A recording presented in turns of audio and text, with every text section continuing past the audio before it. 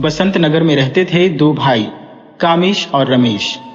दोनों ने माता पिता के निधन के बाद संपत्ति का बंटवारा कर लिया और पड़ोसी बनकर अलग अलग रहने लगे। छोटे भाई रमेश का स्वभाव अत्यंत सज्जनता, दयालुता और परोपकार से भरा हुआ था, जिससे नगरवासी परिचित थे और उसकी प्रशंसा करते थे। रमेश की नेकदिली ने उसे पूरे इलाके में प्रसिद्ध बना दिया था। इसके विपरीत बड़ा भाई कामेश रमेश की इस लोकप्रियता से ईर्ष्या करता था। कामेश सदा यह प्रयास करता था कि किसी न किसी प्रकार से वह रमेश से श्रेष्ठ सिद्ध हो। उसकी यह ईर्ष्या तब और बढ़ गई जब रमेश को हाल ही में अप्रत्याशित रूप से 2000 रुपये की राशि वापस मिली। एक दिन कामेश के एक परिचित भोला उसके पास आया और कहा, मेरे भाई की बेटी की शादी तय हो गई है और शादी के खर्च के लिए मेरे भाई ने मुझसे 1000 रुपये की मदद मांगी है। मेरे पास रकम नहीं है, लेकिन मैं 2000 नारियल आधे रुपये में बेचने के लिए तैयार हूँ। अगर तुम खरीद लो तो न केवल तुम्हें लाभ होगा, बल्कि एक लड़की की शादी में भी सहायता होगी। कामेश ने तुरंत सोचा कि यह रमेश को नीचा दिखाने का एक बेहतरीन मौका है। उसने भोला से कहा, मेरे पास अभी रकम नहीं है, पर मेरे छोटे भाई रमेश के पास है। वह परोपकारी है, शायद वह तुम्हारी मदद कर सके। कामेश भोला को रमेश के घर ले गया। जब वे रमेश के घर पहुंचे तो वहां गांव के कुछ प्रमुख लोग भी मौजूद थे और रमेश उनसे परोपकार के विषय में चर्चा कर रहा था। कामेश ने भोला का परिचय कराया और रमेश से कहा, मेरे पास अभी धन नहीं है, इसलिए इसे मैं तुम्हारे पास लाया हूं। तुम इसके नारियल खरीद लो और हमारे गांव की इज्जत बचा लो। वहां उपस्थित लोगों ने तुरंत कामेश की नीयत समझ ली। उनमें से एक ने कहा, अभी नारियल की मांग नहीं है, ऐसे में 2000 नारियल खरीदकर रमेश क्या करेगा? क्यों कहे कि वह अनोखा है? वह अवश्य ही यह माला खरीदेगा, क्योंकि इसके पीछे मंशा भी सही है, इसलिए उसे लाभ भी होगा। रमेश ने तुरंत कहा, ऊपर तथास्तु देवता है। हमारे कामेश ने अच्छे इरादे से ये बात कही है, इसलिए देवता भी तथास्तु ही कहेंगे। इस प्रकार कामेश ने भोला के सारे नारियल खरीद लिए। कामेश इस बात से अत्यधिक प्रसन्न था कि उसने रमेश को भोला के नारियल बेचकर एक तीर से 2 निशाने साध लिए। उसने भोला से वाहवाही भी ले ली और रमेश को नुकसान भी पहुंचा दिया। इस घटना के कुछ ही दिनों बाद प्रदेश के राजा ने अपनी प्रजा की खुशी के लिए एक यज्ञ का आयोजन किया। इसके लिए नारियल की आवश्यकता थी और व्यापारी सस्ते दामों में उन्हें दूसरे प्रदेशों में बेच रहे थे, इसलिए राजा को दूसरे प्रदेशों से नारियल का आयात करना पड़ा। मांग को ध्यान में रखते हुए दूसरे प्रदेश के व्यापारियों ने भी नारियल के भाव बढ़ा दिए, जिससे प्रत्येक नारियल का मूल्य 4 हो गया। राजा ने अपने मंत्रियों को बुलाकर कहा, यह दूसरे प्रदेश के व्यापारी हमारी जरूरत का फायदा उठा रहे हैं। वे हमारे ही प्रदेश से सस्ते दाम पर नारियल खरीदते हैं और इसी प्रदेश में महंगा बेच रहे हैं। क्यों नहीं हम पहले नारियल अपने प्रदेश से ही लेने का प्रयास करें? इसलिए प्रदेश भर में मुनादी पिटवा दीजिए कि हर नारियल पर हम 2 चुकाएंगे। हमारे प्रदेश के व्यापारी जो नारियल हमें बेचेंगे उन्हें हम खरीद लेंगे। अगर कोई कमी पड़ी तभी दूसरे प्रदेशों से नारियल मंगवाएंगे। इससे हमारे प्रदेश के लोगों को अधिक लाभ होगा। राजा की यह घोषणा सुनकर कामेश चौंक गया और रमेश के प्रति ईर्ष्या और क्रोध से जलने लगा। उसी जलन में वह तुरंत रमेश से मिलने चला गया। दूसरी तरफ राजा की घोषणा सुनकर दूसरे ही दिन गांव के प्रमुख रमेश का अभिनंदन करने के लिए उसके घर आए। रमेश ने उन लोगों से कहा, यह सब तो कामेश की मेहरबानी है। उसके मुंह से एक अच्छी बात क्या निकली? तथास्तु देवताओं ने भी तथास्तु कहा। तभी वहां पर कामेश पहुंच गया और उसने कहा, मैं मानता हूं कि ऊपर तथास्तु देवता होते हैं, पर तुम्हें पहले से ही राजा की घोषणा की जानकारी थी। व्यापार में हम कहीं एक दूसरे के प्रतिद्वंदी न बने, इसलिए तुमने यह बात मुझसे भी छिपाई और बाकी सभी से भी। पूरा लाभ तुम खुद उठाना चाहते थे, इसलिए तुमने भोला से भी इस बारे में कोई बात नहीं की। यह सुनकर वहां पर उपस्थित सभी प्रमुख लोग हैरान रह गए। फिर कामेश जोश में आकर कहने लगा, तुम कब से हो अपने को अच्छा कहलाने के लिए? तुमने यह किया है। तुम्हें राजा की घोषणा की पहले से ही जानकारी थी। व्यर्थ में ही जोश में मत आना कामेश। तुम ही भोला को साथ लेकर आए थे और उसकी सहायता करने की विनती तुम ही ने की थी और तुम ही ने नारियल खरीदने की सलाह भी दी थी। मैं थोड़े ही उसके पास गया था और माला बेचने के लिए कहा, तब मुझ में पर यह दोष कैसे मर सकते हो? इस पर कामेश दश में आकर कुछ और कहने ही वाला था। इतने में भोला भी वहां पर आया। भोला को रमेश ने ही बुलाया था और उसे पहले ही बता दिया था कि माला को बेचने से जो भी लाभ होगा उसे आधा आधा बांट लिया जाएगा। यह सत्य जानकर कामेश हक्का बक्का रह गया। इस प्रकार कामेश एक बार फिर रमेश के हाथों पराजित हुआ और रमेश पुनः एक परोपकारी, सच्चा और ईमानदार व्यक्ति साबित हुआ। प्रतापगढ़ का राजा मंगल सेन एक वीर और प्रकृति प्रेमी शासक था, जिसका राज्य दूर दूर तक फैला हुआ था। वह प्रतिदिन शाम को एक जनसभा आयोजित करता था, जिसमें जनता की समस्याओं को सुनता और उन्हें हल करने का हर संभव प्रयास करता। उसकी प्रजा अपने राजा को अत्यधिक पसंद करती थी, क्योंकि वह दिन दुखियों की सेवा को अपना धर्म समझता था। वह जरूरतमंदों को रोटी, कपड़ा और धन दान में दिया करता था। उसकी प्रजा को उससे किसी प्रकार की शिकायत नहीं थी और पूरे राज्य में सुख और शांति का माहौल था। राजा ने अपने राज्य की सुरक्षा के लिए हाथी और घोड़ों की एक मजबूत सेना तैयार कर रखी थी।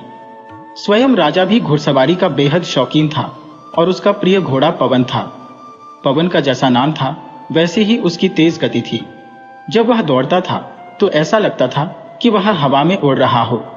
उसकी पवन गति और ऊंची कदकाठी की चर्चा दूर दूर तक थी।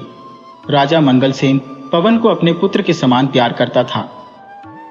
राजा के जंगलों में कुछ कुख्यात डाकुओं का डेरा जमा हुआ था, जिनका सरदार गुलाब सिंह था। गुलाब सिंह जहां भी जाता वहां अपना आतंक फैला देता था और लोग उसके नाम से डरते थे। राजा के सिपाहियों को जब भी डाकुओं के हमले की खबर मिलती, वे तुरंत वहां पहुंचते, लेकिन तब तक डाकू भाग चुके होते। सिपाहियों ने जंगलों में डाकुओं को खोजने के लिए कई बार प्रयास किया, लेकिन वे असफल रहे। राजा चाहता था कि डाकुओं को पकड़कर उन्हें मौत की नींद सुला दिया जाए, ताकि राज्य में शांति बनी रहे। एक बार राजा के शाही मेहमान खाने में एक मेहमान आकर ठहरा। उसकी खूब खातिरदारी की गई। तीसरे दिन जाते वक्त मेहमान ने राजा से मिलने की इच्छा व्यक्त की, तो सिपाहियों ने राजा को इसकी सूचना दी। राजा ने मेहमान को अपने पास बुलवाया। मेहमान बोला, मैंने सुना है कि आप अपनी जनता की सभी जरूरतों और इच्छाओं को पूरा करते हैं। क्या यह बात सही है? राजा बोला, क्या आपको लगता है कि आपकी खातिरदारी में कोई कमी रह गई है? आप मुझे बताएं, मैं आपकी इच्छा अवश्य पूरी करूंगा। राजा ने मेहमान को 10 बोरे अनाज और ढेर सारी स्वर्ण मुद्राएं भेंट कर दी। हम नहीं चाहते कि हमारे राज्य में किसी को किसी प्रकार की परेशानी हो। तभी मेहमान बोला, हमारे यहाँ घोड़ों की भी बहुत जरूरत रहती है। आने जाने के लिए जितने भी घोड़े हो कम ही रहते हैं। राजा बोले, आप हमारे मेहमान हैं और आपने आज हमसे कुछ मांगा है, हम आपको घोड़ा अवश्य देंगे। तभी राजा ने सैनिकों को आदेश दिया कि एक ऊंचे कद का घोड़ा मेहमान की सेवा में प्रस्तुत किया जाए। परंतु मेहमान बीच में ही टोकते हुए बोला, महाराज, मुझे और कोई घोड़ा नहीं चाहिए, केवल पवन चाहिए। यदि आप मुझे वो घोड़ा दे सके तो मुझे और कुछ नहीं चाहिए। ये धन दौलत आप गरीबों में बांट दें। राजा मंगल सेन ने आश्चर्यचकित होते हुए कहा, क्या आप जानते हैं कि आप क्या मांग रहे हैं? पवन मेरा घोड़ा नहीं, मेरे पुत्र के समान है। मेहमान बोला, अच्छी तरह जानता हूं कि पवन आपका प्रिय घोड़ा है। उसके कद काठी और रूप रंग की चर्चा मैंने खूब सुनी है। इसी कारण मैं पवन को पाना चाहता हूं। मेहमान की बात सुनकर राजा असमंजस में पड़ गया। उसे मेहमान की बात पर भीतर ही भीतर क्रोध आ रहा था, परंतु वह समझ नहीं पा रहा था कि मेहमान को पवन के लिए कैसे मना करे। राजा को चुप देखकर मेहमान बोला, रहने दीजिए, मैं आपका घोड़ा पवन एक दिन खुद ही हासिल कर लूंगा। फिर मेहमान ने अपनी नकली दाढ़ी उतार ली और कड़क आवाज में बोला, आपकी जिंदा दिली की चर्चा सुनी थी और इसी कारण मैं चला आया। खैर, मेरा नाम गुलाब सिंह है। अब मुझे आपसे न घोड़ा चाहिए और न ही धन दौलत। मैं अपने बलबूते पर ही इसे हासिल कर लूंगा। राजा के सिपाही गुलाब सिंह के पीछे दौड़े, परंतु वह कुछ ही क्षणों में आंखों से ओझल हो गया और सिपाही देखते ही रह गए। इसके पश्चात राजा बहुत ही चौकन्ना रहने लगा। उसने पवन की देखभाल के लिए कई पहरेदारों का इंतजाम कर दिया। ये सिपाही दिन रात पवन के आसपास पहरा देते रहते। धीरे धीरे कुछ माह बीत गए, लेकिन कोई घटना नहीं घटी। राजा और सिपाही निश्चिंत हो गए कि यह डाकू गुलाब सिंह की गीदड़ भभकी थी, जो पूरी नहीं हो सकी। यद्यपि राजा ने पवन के पास से पहरेदारों को नहीं हटाया था। एक दिन राजा मंगल सेन अपने मित्र सोहन पाल के साथ सुबह की घुड़सवारी करने के लिए निकले। दोनों लोग काफी देर तक घोड़े दौड़ते रहे। जब दोनों थकने लगे तो लौटने का निश्चय किया। तभी राजा मंगलसेन की निगाह एक आदमी पर पड़ी जो जमीन पर गिरा हुआ था और उसका खून बह रहा था। राजा ने सोहनपाल से उसे और इशारा किया और दोनों लोग अपने घोड़े से उतरकर उस आदमी की तरफ चल पड़े। वह आदमी तेजी से खड़ा हो गया और उसने एक खंजर राजा पर तान दिया।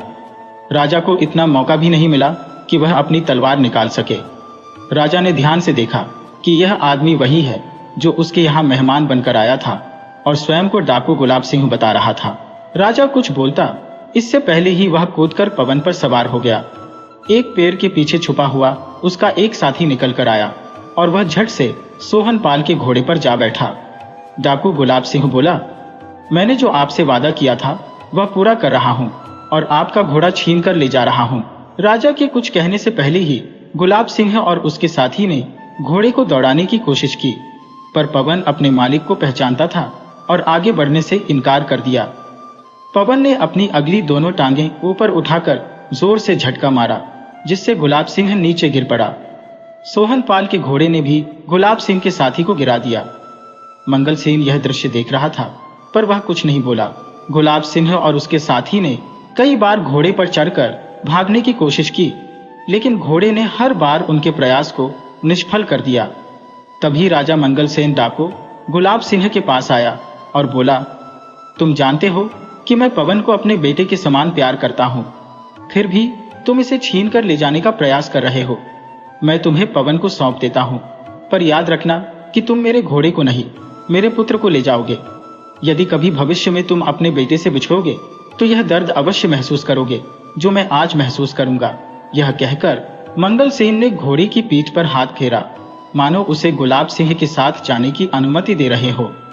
पवन अपने मालिक का इशारा समझ गया और वह चुपचाप गुलाब सिंह को लेकर चला गया। अपने ठिकाने पर पहुंचकर डाकू गुलाब सिंह बार बार सोचता रहा। उसके सामने उसकी पत्नी और उसका 6 माह का बच्चा था। आज न जाने क्यों गुलाब सिंह का पत्थर दिल पिघलने लगा था। वह बार बार अपने पुत्र को प्यार करने लगा और राजा की बात याद करने लगा। उसे ऐसा महसूस हो रहा था कि यदि वह अपने पुत्र से बिछड़ गया तो वह यह दुख बर्दाश्त नहीं कर सकेगा। उसकी पत्नी भी पुत्र वियोग में रो रो कर पागल हो जाएगी। गुलाब सिंह सोचने लगा कि उसने आज तक अनगिनत लोगों की जान ली है, उन्हें लूटा है, उन्हें घायल किया है। वे सब भी तो किसी के पुत्र या पिता होंगे। उन्हें यह वियोग कैसे बर्दाश्त होता होगा। डाकू गुलाब सिंह रात भर सोचता रहा और उसे ठीक से नींद भी नहीं आई।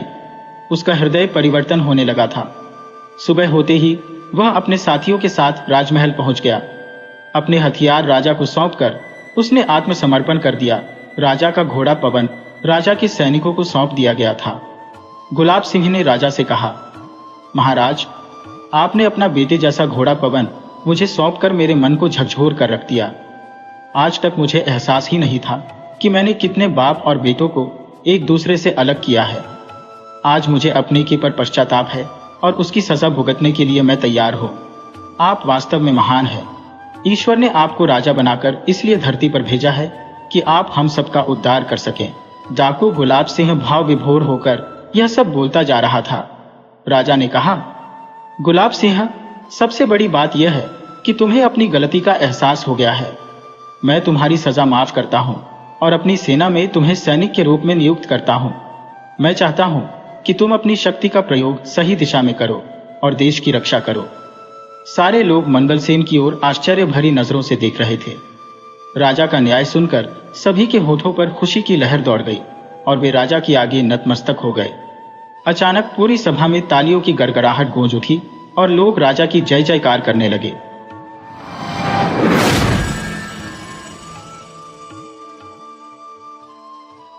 राम प्रकाश जी की निगाहें अपनी पत्नी सुधा पर जमी थी, जो बुखार में भी रसोई के काम में जुटी थी।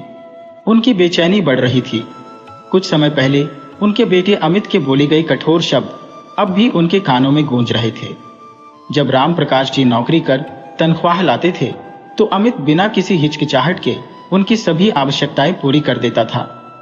यह सब उनके बेटे पर विश्वास का कारण बना।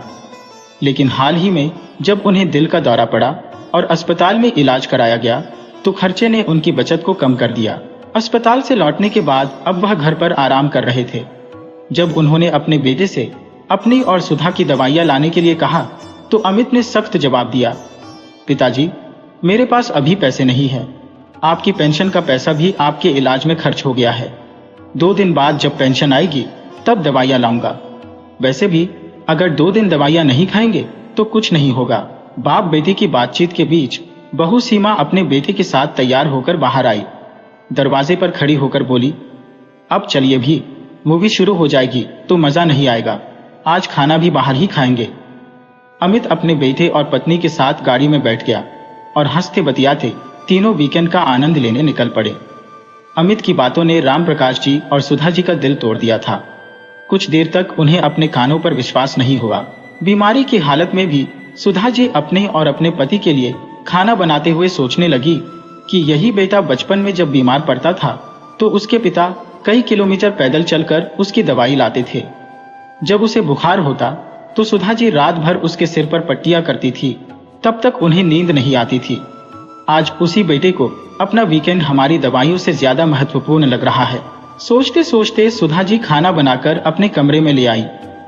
राम प्रकाश जी का उदास चेहरा देखकर बोली, अजी, आप चिंता मत कीजिए, कल सुबह मैं बैंक से कुछ पैसे निकाल लाऊंगी और दवाइयां भी ले आऊंगी। राम प्रकाश जी ने कहा, अरे नहीं सुधा, मेरे पास कुछ पैसे पड़े हैं, बैंक जाने की जरूरत नहीं पड़ेगी। कल ही मैं टहलते हुए चला जाऊंगा और दवाइयां ले आऊंगा। राम प्रकाश जी और सुधा जी का एक बेटा और एक बेटी थी। बेटी की शादी 2 साल पहले ही कर चुके थे। राम प्रकाश जी को रिटायर हुए 1 साल ही हुआ था और इतने कम समय में ही वह अपने बेटे और बहू के लिए बोझ बन गए थे। अगले दिन शाम को सैर करते हुए राम प्रकाश जी दवाइयां लेने के लिए निकल गए। सोचने लगे कि शादी के कुछ सालों में ही उनका बेटा पराया हो गया। वह अनायास ही अतीत की यादों में खो गए। जब उनका बेटा पढ़ लिख कर अच्छी मल्टीनेशनल कंपनी में नौकरी पर नियुक्त हुआ था तब वे कितने खुश थे और खुद को कितना भाग्यशाली समझते थे। अपने बेटे की शादी के लिए वे कितने उत्साहित थे। उन्होंने कभी यह मान नहीं रखी थी कि लड़की नौकरी पेशा हो या घरेलू, उन्हें कोई असुविधा नहीं थी। बस लड़की का स्वभाव अच्छा होना चाहिए ताकि वह परिवार के सभी सदस्यों के साथ मिलजुल कर रह सके।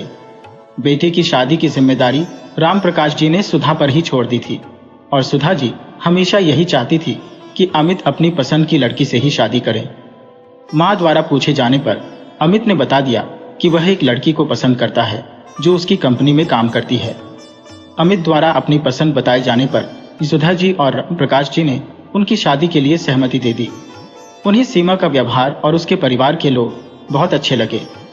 देखते ही देखते वह दिन भी आ गया जब सीमा उनके घर दुल्हन बनकर आई। 2 दिन बाद ही अमित अपनी पत्नी सीमा के साथ घूमने फिरने के लिए चला गया। जब वे लौटे तो सीमा बहुत सारे तोहफे खरीद कर लाई थी, लेकिन वे तोहफे ससुराल वालों के लिए नहीं बल्कि अपने मायके वालों के लिए थे। उस समय उन्होंने यह बात सोचकर टाल दी कि नई नई शादी हुई है तो लड़की का झुकाव अपने मायके की ओर रहता ही है। शादी के 2 दिन बाद ही बेटे और बहू ने अपना ऑफिस ज्वाइन कर लिया था। सुधा जी हर रोज सुबह सुबह उठकर अपने बेटे और बहू का टिफिन बना देती थी और दोनों के लिए नाश्ता भी तैयार रखती थी। अमित और सीमा दोनों एक साथ ही दफ्तर के लिए निकलते थे। कुछ दिनों तक सब कुछ ठीक चला, लेकिन फिर सुधा जी ने महसूस किया कि उनकी बहू सीमा घर के कामों में बिल्कुल भी दिलचस्पी नहीं लेती थी। रात को वह अमित के साथ घर आती और सीधे अपने कमरे में चली जाती। रात के खाने का इंतजाम भी सुधा जी ही करती थी और सीमा केवल खाना खाने के लिए बाहर आती थी। खाना खाकर वह फिर से अपने कमरे में चली जाती थी। सुधा जी और राम प्रकाश जी दोनों ने महसूस किया कि उनकी बहू उनसे बात करने में भी रुचि नहीं लेती थी। शुरू में तो उन्हें लगा कि शायद नया माहौल होने के कारण वह ऐसा व्यवहार कर रही है, लेकिन शादी के 1 साल बाद जब उसने बेटे को जन्म दिया तब भी उसका व्यवहार वैसा ही रहा। यहाँ तक कि जब उसकी ननद अनु भी उससे मिलती तो वह उससे भी अच्छे से बात नहीं करती थी। अनु ने भी महसूस किया कि उसकी भाभी उसके साथ बात करने में बिल्कुल भी दिलचस्पी नहीं दिखाती थी। यह बात सुधा जी और राम प्रकाश जी के मन को बहुत खटकती थी। धीरे धीरे समय बीतता गया और राम प्रकाश जी की रिटायरमेंट का समय भी आ गया। रिटायरमेंट के बाद राम प्रकाश जी और सुधा जी एक पार्क में योगा क्लास अटेंड करने लगे और शाम के समय राम प्रकाश जी कोई ना कोई किताब पढ़ने के लिए बैठ जाते थे। इस तरह से वे अपनी रिटायरमेंट का बहुत ही अच्छे से उपयोग कर रहे थे। लेकिन समय को कुछ और ही मंजूर था। कुछ दिनों बाद ही राम प्रकाश जी के सीने में दर्द रहने लगा और अचानक उन्हें दिल का दौरा पड़ गया। इलाज करवाने में ही रिटायरमेंट से मिले हुए सारे पैसे खत्म हो गए और साथ ही घर में उनके लिए मान सम्मान और इज्जत भी खत्म हो गई। पिछली बातें याद करते करते अपनी दवाइयां लेने जाते हुए राम प्रकाश जी की आंखों में आंसू छलक आए। सोचने लगे, यही इंसान की औकात है, जब पैसे खत्म हो जाएं तो अपने बच्चे भी भाव नहीं देते।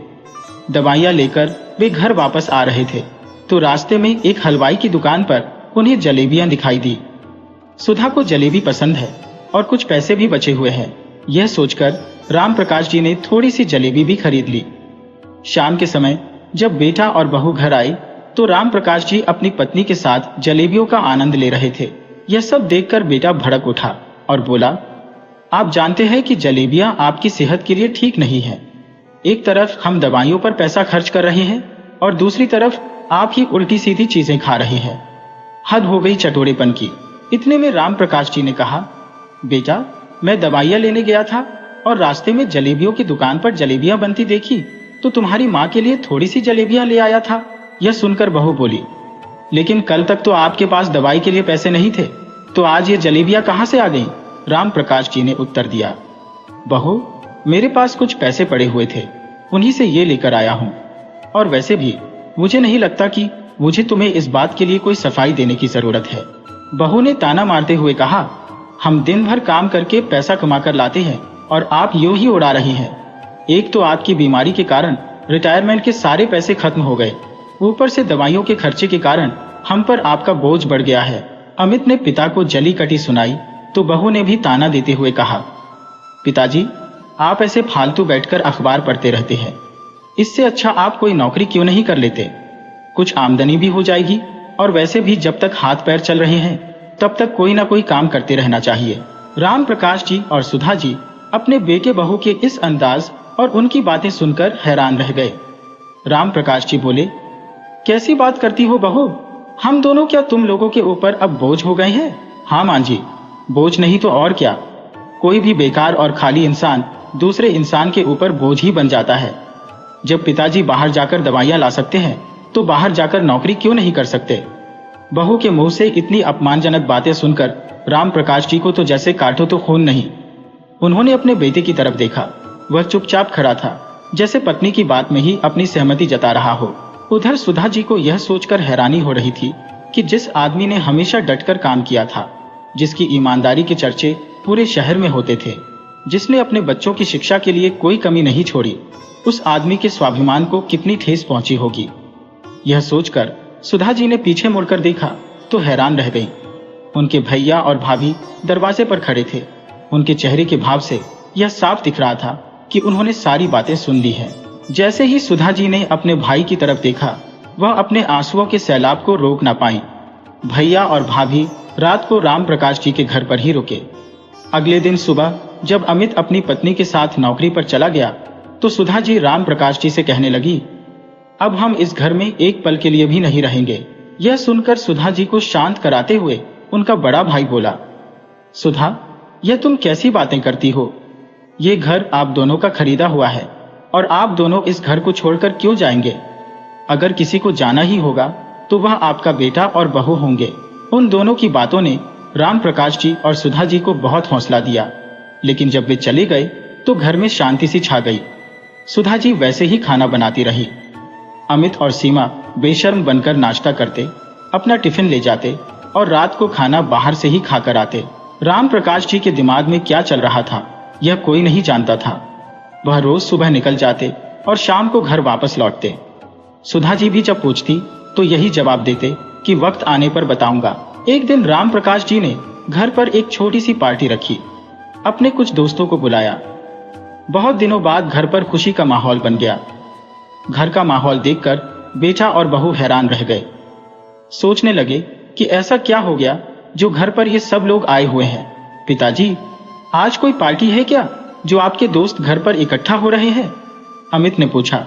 राम प्रकाश जी ने कहा, इतनी भी क्या जल्दी है बेटा, अभी थोड़ी देर में बताता हूँ, सब्र करो, लो जलेबियां खाओ। जब सब लोग पहुंच गए तो राम प्रकाश जी के एक मित्र ने कहा, अरे भाई, अब राज खोल भी दो कि तुमने हम सबको यहाँ पर क्यों बुलाया है। तब राम प्रकाश जी बोले, आज बहुत खुशी का दिन है। तुम यकीन नहीं करोगे कि इस बूढ़े निठल्ले और लाचार आदमी को भी नौकरी मिल सकती है। अब मैं बेकार आदमी नहीं हूँ, और सबसे बड़ी बात यह है कि अब मैं किसी पर बोझ नहीं हूँ। अब मैं अपना और अपनी पत्नी का पूरा खर्च उठा सकता हूँ, और किसी की हिम्मत नहीं कि मुझे बूढ़ा और बेकार कह सके। यह कहकर उन्होंने अपने बेटे और बहू की तरफ देखा और अपने मित्र सतीश कुमार का आभार व्यक्त करते हुए बोले, आज मेरे मित्र के कारण मुझे नौकरी मिल पाई है। इन्होंने अपने दफ्तर में मुझे अकाउंटेंट की नौकरी दे दी है, जहां मेरा वेतन भी बहुत अच्छा है, और इसी खुशी में मैंने आज सबके लिए पार्टी रखी है।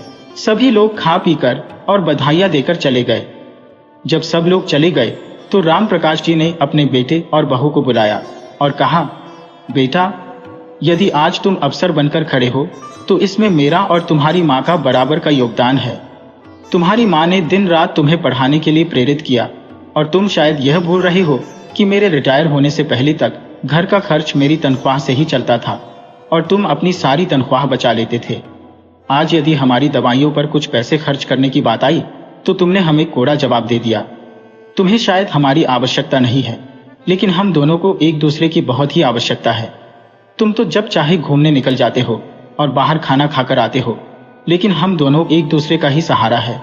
अपने पिता की बातें सुनकर अमित को अपनी गलती का एहसास हो रहा था, और वह मन ही मन बेहद शर्मिंदा भी हो रहा था, लेकिन बहू के चेहरे पर शिकन तक न थी।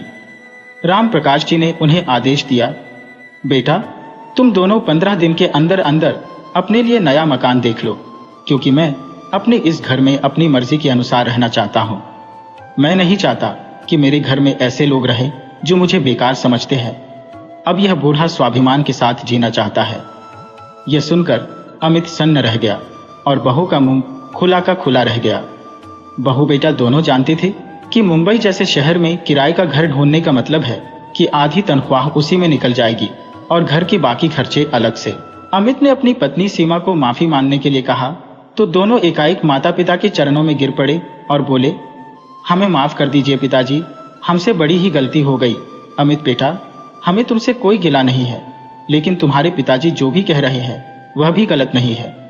तुम्हें 15 दिन के अंदर अंदर अपना आशियाना ढूंढना ही पड़ेगा, ताकि हम अपना जीवन स्वाभिमान के साथ जी सके। तुम मेरे बेटे हो, इसीलिए मैं चाहकर भी तुमसे मुंह नहीं मोड़ सकती, लेकिन मुझे अपने पति का स्वाभिमान भी उतना ही प्यारा है। बेटा, हम भारतीयों का दिल कुछ ऐसा ही होता है कि बेटा कितना भी बुरा क्यों ना कर ले, उसके लिए अच्छा ही सोचते हैं। इसीलिए हम दोनों ने यह फैसला लिया है कि जब तक हम जिंदा हैं, इस मकान पर हमारा हक रहेगा, और हमारे मरने के बाद यह मकान तुम्हारा होगा। आज अमित और सीमा को अपने की पर पछतावा हो रहा था। आज उन्हें समझ में आ रहा था कि अपने पिताजी के स्वाभिमान को ठेस पहुंचाकर उन्होंने कितनी बड़ी भूल कर दी थी।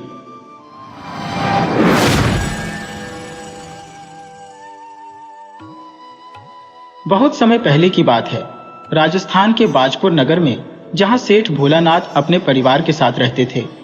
उनके परिवार में उनकी पत्नी चंद्रमणि भी शामिल थी। सेठ भोलानाथ अपने नाम के अनुसार बेहद सीधा साधा व्यक्ति थे। हालांकि वे साहूकारी का व्यवसाय करते थे, जिसमें वे लोगों को ब्याज पर पैसे उधार देते थे, परंतु वे व्यापार में हर व्यक्ति पर विश्वास कर लेते थे, जिसके कारण उन्हें कई बार धोखा खाना पड़ा। धीरे धीरे उनका व्यापार पूरी तरह से ठप हो गया।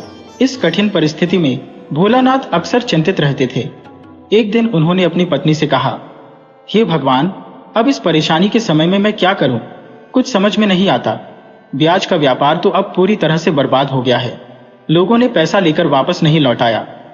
उनकी पत्नी चंद्रमणि बहुत बुद्धिमान थी। उन्होंने सेठ से कहा, इस तरह बैठे रहने से तो हमारे जेवर और हवेली भी बिक जाएंगे। आपको कोई नया व्यवसाय शुरू करना चाहिए, जिसमें कम पूंजी लगे और मुनाफा ज्यादा हो। सेठ ने अपनी पत्नी की सलाह मानकर कपड़े का व्यापार शुरू किया, लेकिन दुर्भाग्य ने उनका साथ नहीं छोड़ा और इसमें भी उन्हें केवल नुकसान ही हुआ। उसी वर्ष राजस्थान में बहुत बारिश हुई। सूखी जमीन की प्यास बुझी और कई वर्षों से सूखे पड़े खेतों में बीज अंकुरित हो गए, फल और सब्जियों के पौधे लद गए। तब एक दिन चंद्रमणि ने भोलानाथ से कहा, तुम खेतों में जाकर थोक के भाव से सब्जियां खरीद लो और मंडी में दुकान लगाकर बेचो। भगवान ने चाहा तो अच्छा मुनाफा होगा। भोलानाथ ने जवाब दिया, मैं बनिए का बेटा हूँ, कोई माली की औलाद नहीं हो। आज सब्जियां बेचने को कह रही हो तो कल सब्जियां बोने को कहोगी। मुझे सब्जियों की कोई दुकान नहीं लगानी। चंद्रमणि ने उत्तर दिया, ऐसा मत कहो जी, कोई काम छोटा बड़ा नहीं होता। हाँ, अक्ल अवश्य बड़ी होती है। सोना चांदी बेचो या सब्जियां, बात एक ही है। होशियारी से व्यापार करोगे तो सब्जियां भी मुनाफा देंगी। अंततः सेठ को अपनी पत्नी की बात माननी पड़ी। अगले दिन जब मंडी के चौराहे पर सेठ भोलानाथ ने अपनी दुकान लगाई, तब पत्नी ने सलाह दी, सुनो जी, उधार के चक्कर में बिल्कुल मत पड़ना। पूरे दिन सेठ की अच्छी बिक्री हुई। शाम को जब थोड़ा सा माल बचा, तभी 3 औरतें सेठ के पास आईं और बोली, हम तीनों को 5-5 शेर ककड़ी दे दो। भोलानाथ ककड़ी तोलने में लग गए। चारों ने बड़ी चादरों में ककड़ी बांध ली। जब वे गठरी उठाकर चलने लगी तो सेठ बोला, देवियों, मेरे पैसे तो देती जाओ। उन औरतों ने जवाब दिया, अभी हमारे पास पैसे नहीं है, कल सुबह हमारे घर आकर पैसे ले जाना। सेठ ने कहा, मैं तुम तीनों को नहीं जानता और ना ही मुझे तुम्हारे घर का पता है, मैं पैसे किससे लूंगा? पहली ने कहा, हाथ में घर सो मेरा घर। दूसरी ने कहा, खुशबू में घर सो मेरा घर। तीसरी ने कहा, घर में घर सो मेरा घर। ये कहकर तीनों वहां से चल दी। भोलानाथ हक्का बक्का खड़े रह गए। उन्होंने सोचा, अगर कोई मर्द होता तो दौड़कर उनका हाथ पकड़कर जबरदस्ती पैसे वसूल कर लेता, परंतु बीच बाजार में इन औरतों से क्या कहूं। बेचारा सेठ मन महसूस कर रह गया। शाम को जब वह अपने घर पहुंचे तो पत्नी ने पूछा, लाभ तो तुम्हें अच्छा ही हुआ होगा, कहो धंधे में मन लगा या नहीं? सेठ ने उत्तर दिया, मन तो खूब लगा सेठानी, पर एक गड़बड़ हो गई। दिन भर तो मैंने माल नगद बेचा, पर शाम ढलते ढलते तेरी जैसी 3-4 चतुर चालाक औरतों ने मुझे ठग लिया। चंद्रमणि ने पूछा, वो कैसे? सेठ ने बताया, 3 औरतों ने 5-5 शेर ककड़ी मुझसे खरीदी और गठरी में बांधकर चलती बनी। तीनों से मैंने उनके पते ठिकाने पूछे तो वे बारी बारी से बोली, हाथ में घर सो मेरा घर, खुशबू में घर सो मेरा घर, घर में घर सो मेरा घर। चंद्रमणि ने कहा, अच्छा, तो उन्होंने ऐसा कहा? भगवान, मेरी समझ में तो उनकी बातें नहीं आई, तेरी समझ में कुछ आया है तो बता। चंद्रमणि ने समझाया, वे तीनों औरतें बहुत चतुर और चालाक थी। उन्होंने तुम्हें अपने घरों का सही सही पता बताया है। समझने वाले की बुद्धि ना हो तो भला वह कैसे समझेगा? सुनिए, हाथ में घर का अर्थ मेहंदी से है। मेहंदी हाथ में लगाई जाती है, इसलिए जिस घर के आंगन में मेहंदी का पौधा हो वह पहली स्त्री का घर है। इसी प्रकार जिसने कहा, खुशबू में घर सो मेरा घर, उसके घर में चमेली का पौधा अवश्य होगा, क्योंकि चमेली के फूलों की महक होती है। इसलिए दूसरी स्त्री ने कहा, खुशबू में घर सो मेरा घर। तीसरी स्त्री के घर में नारियल का पेड़ होगा, क्योंकि नारियल का बाहरी खोल तोड़ने पर भीतर का हिस्सा हाथ में आता है, जैसे घर के भीतर घर होता है। सेठानी ने सेठ को समझाया, तू तो बड़ी ही पंडित निकली सेठानी, अगर ये तीनों पते सही निकले तो मैं व्यापार करना छोड़ दूंगा।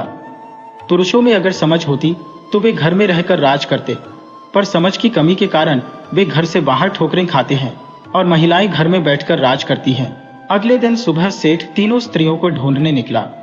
जल्दी ही उसे पहली स्त्री का घर मिल गया, जिसके आंगन में मेहंदी का पौधा था। उस स्त्री ने सेठ को पैसे देते हुए कहा, लो, लक्ष्मी के घर लक्ष्मी।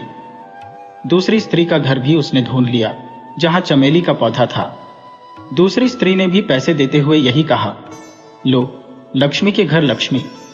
तीसरी स्त्री का घर भी मिल गया, जहां नारियल का पेड़ खड़ा था। उसने भी पैसे देते हुए वही कहा, लो, लक्ष्मी के घर लक्ष्मी। तीनों से पैसे लेकर सेठ वापस घर पहुंचा। सेठानी ने पूछा, कहो, तीनों से उधार वापस ले आए? सेठ ने उत्तर दिया, हां भगवान, तू जीती और मैं हारा, पर एक बात है जो मुझे समझ में नहीं आई। उन तीनों ने पैसे देते हुए एक ही बात कही, लो, लक्ष्मी के घर लक्ष्मी। मुझे उनकी बात समझ में नहीं आई, तेरी समझ में आई तो बता। सेठानी ने मुस्कुराते हुए कहा, सुनो मेरे भोले स्वामी, मैं तुम्हारे घर की लक्ष्मी हूं और अब मेरे हाथ में भी यह लक्ष्मी है जो तुम उन तीनों से लेकर आए हो। तीनों घरों से पैसे मेरी सूझबूझ से ही आए हैं, इसलिए उन स्त्रियों ने कहा, लो, लक्ष्मी के घर लक्ष्मी।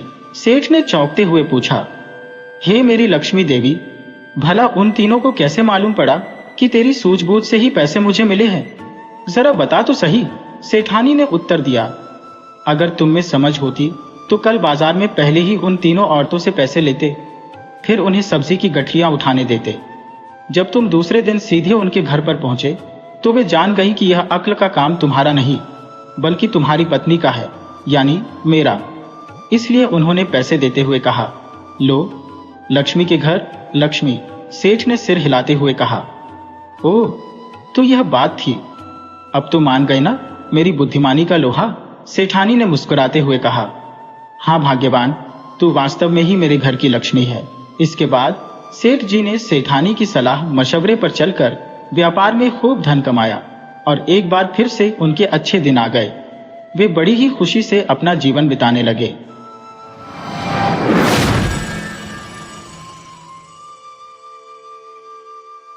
अवध के उत्तर में प्रसन्नजीत नामक एक न्यायप्रिय और प्रजाहितैषी राजा का राज्य था। राजा प्रसन्नजीत की न्यायप्रियता की ख्याति दूर दूर तक फैली हुई थी। कोई भी फरियादी उनके दरबार में आता तो उचित न्याय पाकर ही जाता था।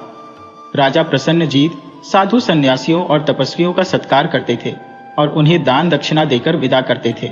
एक बार नगर में एक तपस्वी आया जो केवल कच्चे धान पर ही जीवित था और दाल भात नहीं खाता था। उसकी ख्याति पूरे नगर में फैल गई और लोग दूर दूर से उसके दर्शन करने के लिए आने लगे। उसकी प्रसिद्धि देखकर नगर के एक सेठ मानिक चंद ने उनके ठहरने के लिए एक भवन में व्यवस्था करवा दी। लोग तपस्वी के दर्शन को आते, प्रवचन सुनते और दान के रूप में सोने की अशर्फियां भी दे जाते थे। लोगों की नजरों में तपस्वी बहुत ही त्यागी और धर्मात्मा था, परंतु असल में तपस्वी कंजूस प्रवृत्ति का था और उसमें धन इकट्ठा करने की लालसा रहती थी। जब तपस्वी के पास 1000 अशर्फियां इकट्ठी हो गईं, तो उसने उन्हें एक मिट्टी के कलश में डालकर जंगल में एक पेड़ के नीचे गाड़ दिया। तपस्वी को भय था कि यदि वह इस धन को अपने पास रखेगा तो धन चोरी हो सकता है। धन को जंगल में गाड़ने के बाद भी उसके मन में संतोष नहीं हुआ और उसे हमेशा यह डर लगा रहता कि कहीं उसका धन कोई चुरा ना ले। इसलिए वह हर रोज जंगल में यह देखने के लिए जाता कि कहीं उसका धन चोरी तो नहीं हो गया। एक दिन तपस्वी जब जंगल में गया तो देखा कि धन उस जगह पर नहीं था, कोई उसे चुरा ले गया था। यह देखकर तपस्वी की आंखों के आगे अंधेरा छा गया और उसने निश्चय कर लिया कि वह गंगा नदी के तट पर अनशन व्रत रखकर अपनी जान दे देगा। जब यह बात नगर सेठ मानिक चंद और अन्य लोगों तक पहुंची तो वे सब तपस्वी के पास आए और सेठ ने तपस्वी को समझाते हुए कहा, तपस्वी देवता, धन के खो जाने पर मृत्यु के बारे में सोचना उचित नहीं है। धन दौलत तो धूप छांव के समान है, इसलिए धन के लिए इतना दुखी होना सही नहीं है। परंतु तपस्वी पर इन बातों का कोई असर नहीं हुआ और वह अपनी बात पर अड़ा रहा। वह अपना कमंडल उठाकर गंगा नदी के तट की ओर चल पड़ा। यह बात राजा प्रसन्नजीत के कानों तक पहुंची। साधु संतों का आदर करने वाले राजा को यह बात मंजूर नहीं थी कि उनके नगर में कोई तपस्वी अपनी जान देने पर उतारू हो जाए। इसलिए उन्होंने तुरंत अपने कर्मचारियों को तपस्वी के पीछे दौड़ाया और उन्हें महल में लेकर आए। राजा ने तपस्वी से कहा, हे तपस्वी देव, आप हमें बताइए कि आपके साथ क्या हुआ है। हम पूरी कोशिश करेंगे कि आपको न्याय मिले। तपस्वी ने कहा, राजन, मैंने आपके न्याय की ख्याति सुनी है। सुना है कि आपकी नजरों से कोई भी अपराधी बच नहीं सकता। अब जब आपने मुझे बुला ही लिया है तो सुनिए, मेरा इकट्ठा किया हुआ धन आपके ही राज्य में चोरी हो चुका है। तपस्वी ने अपनी पूरी व्यथा राजा को सुना दी। कहानी सुनकर राजा ने तपस्वी से पूछा, तपस्वी देवता, आपने जहां पर धन को दबाया था वहां कोई विशेष निशानी भी थी? उस जगह की पहचान क्या थी?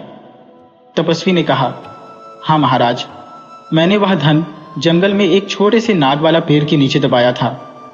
ये नाग वाला पेड़ जंगल में बहुत दुर्लभ है और इस प्रकार के पेड़ बहुत ही कम संख्या में होते हैं। इसलिए मैंने ऐसे पेड़ को चुना और उसकी जड़ में अपने धन का कलश दबा दिया। नाग वाला पेड़ का नाम सुनते ही राजा का माथा ठनका। इस पेड़ की लकड़ी और पत्तों में औषधीय गुण होते हैं जो कई तरह की औषधियों में प्रयोग किए जाते हैं। फिर राजा ने कहा, आप धैर्य रखिए, मैं स्वयं उस धन की खोज करके आपको लौटाऊंगा। आप मरने का विचार त्याग दें। इस तरह समझा बुझाकर राजा ने तपस्वी को विदा किया। इसके बाद राजा एकांत में सोचने लगा कि नागवाला नामक यह पेड़ जिसमें औषधीय गुण होते हैं जंगल में बहुत ही कम मात्रा में है। कुछ समय तक विचार करते करते राजा के मन में एक योजना आई। वह सीधा अपने शयन कक्ष में जाकर पलंग पर लेट गया और सिर दर्द का बहाना करने लगा। राजा को सिर दर्द होने की सूचना पाकर नगर के वैद्यों का राजमहल में आना शुरू हो गया। वैद्य एक एक करके आते और अपने अपने उपचार करके चले जाते। राजा हर वैद्य से एकांत में यही प्रश्न करता कि नगर में आजकल किस प्रकार की बीमारी का प्रकोप है और किस बीमारी की कौन सी दवा दी जा रही है। वैद्य राजा के सवालों का जवाब देते और विदा हो जाते। इसी प्रकार एक वैद्य ने राजा को बताया, मेरा एक रोगी जिसका नाम विश्वनाथ है, 2 दिन से उसका मानसिक संतुलन ठीक नहीं है, यानी उसकी दिमागी हालत काफी खराब है। मैंने उसे नाग वाला बूटी खाने को कहा है। ये सुनते ही राजा के चेहरे पर मुस्कान आ गई और उसने विश्वनाथ नामक व्यापारी को महल में बुलवाया। राजा ने व्यापारी से पूछा, क्या तुमने वैद्य जी की बताई हुई नाग वाला बूटी खाई? अगर खाई तो तुम्हें यह बूटी कहां से मिली? व्यापारी ने कहा, राजन, मेरा नौकर जंगल से नाग वाला बूटी लेकर आया था, सो मैंने वह खाई और अब मैं अच्छा महसूस कर रहा हूं। राजा ने उसे आज्ञा दी, जाओ और उस नौकर को मेरे सामने पेश करो। राजा के कर्मचारी दौड़ पड़े और नौकर को राजा के सामने हाजिर कर दिया। राजा को पूरा विश्वास हो गया था कि यही वह चोर है जिसने तपस्वी की अशर्फियां चुराई है, क्योंकि तपस्वी ने भी नाग वाला पेड़ के नीचे ही धन दबाया था और नौकर भी उसी पेड़ से औषधि लेकर आया था। राजा ने व्यापारी के नौकर से कहा, तुमने अपने मालिक के लिए जंगल से नाग वाला बूटी उखाड़ी और साथ ही अशर्फियों से भरा हुआ कलश खोद कर निकाला है। उसे तुरंत मेरे सामने लाओ, नहीं तो अपने पाप का दंड भुगतने के लिए तैयार हो जाओ। नौकर डर के मारे थरथर कांपने लगा और कहने लगा, हाँ महाराज, मैंने यह घोर अपराध किया है। नाग वाला बूटी की खोज करते समय मुझे तपस्वी का कलश मिल गया था। मेरे मन में बेईमानी आ गई और मैंने उसे छुपा लिया। मैं अभी वह अशर्फियों से भरा हुआ कलश लेकर आता हूं। यह कहते हुए वह वहां से भागा और अपने घर गया। थोड़ी ही देर में उसने तपस्वी का कलश राजा के सामने रख दिया। राजा ने तपस्वी को उसका कलश लौटा दिया। राजा के इस चतुराईपूर्ण न्याय से सभी नगरवासी प्रसन्न हुए और उनकी प्रशंसा करने लगे। एक बार फिर राजा प्रसन्नजीत ने यह सिद्ध कर दिया कि न्याय करने में उनका कोई सानी नहीं है।